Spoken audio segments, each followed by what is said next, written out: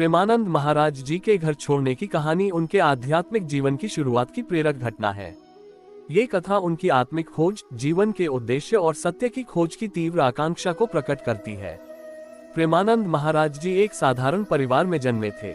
उनका बचपन से ही अध्यात्म और धर्म की ओर झुकाव था। वे नियमित रूप से धार्मिक ग्रंथों का अध्ययन करते और चिंतन मनन में समय बिताते थे। जैसे जैसे वे बड़े हुए, उनके मन में जीवन के गहरे प्रश्न उत्पन्न होने लगे। 3 प्रश्न। जब वे युवावस्था में पहुंचे तो उनके मन में 3 प्रश्न बार बार उठने लगे, जो उनके जीवन में परिवर्तन का कारण बने। 1. मैं कौन हूँ?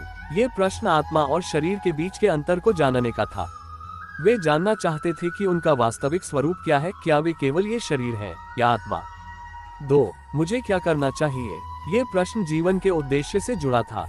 वे समझना चाहते थे कि मनुष्य का जन्म किस लिए हुआ है और इस जीवन का सच्चा लक्ष्य क्या है। 3.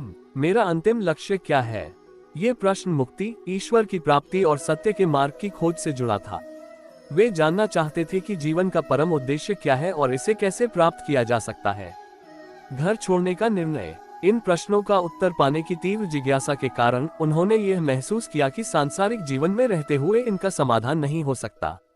उन्होंने अपने परिवार, घर और समाज को त्याग कर एक साधक के रूप में जीवन बिताने का निश्चय किया। उन्होंने अपना घर छोड़ दिया और जंगल, आश्रम और संतों की संगति में अपने प्रश्नों के उत्तर ढूंढने के लिए यात्रा पर निकल पड़े। उन्होंने ध्यान, तप और साधना के माध्यम से अपने भीतर की यात्रा शुरू की।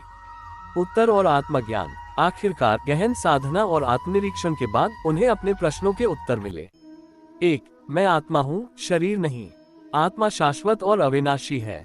2. मुझे ईश्वर की प्राप्ति के लिए साधना करनी चाहिए। जीवन का सच्चा उद्देश्य ईश्वर की प्राप्ति और दूसरों की सेवा है। 3. परम लक्ष्य मुक्ति, मोक्ष है। जीवन का अंतिम ध्येय अपने सत्य स्वरूप को पहचानना और ईश्वर के साथ एकता प्राप्त करना है।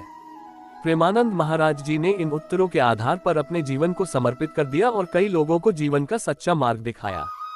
उनकी यह कथा हमें ये सिखाती है कि जीवन के गहरे प्रश्नों को समझने के लिए त्याग, साधना और आत्मनिरीक्षण आवश्यक है।